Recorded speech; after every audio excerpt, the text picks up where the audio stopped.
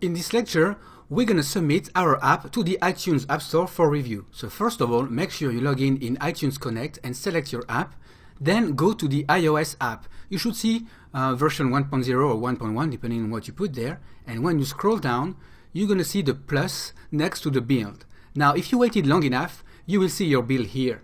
Now, as you can see, there's two builds, one that's processing and one that's ready. The one that's ready to go, you can actually select it. The other one, you can't.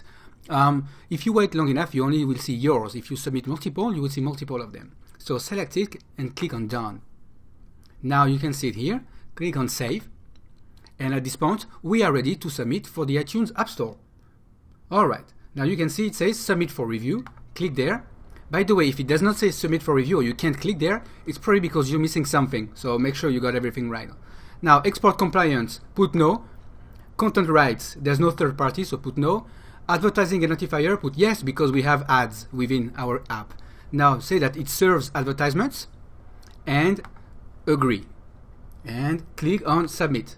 Now this might take a while or it might be quick depending on your connection.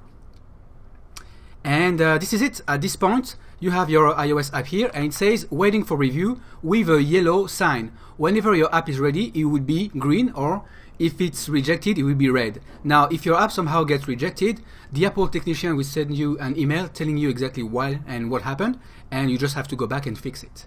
Alright, so good luck in the App Store. I'd love to know more about you. Feel free to talk to me in the forums or email me. Thank you.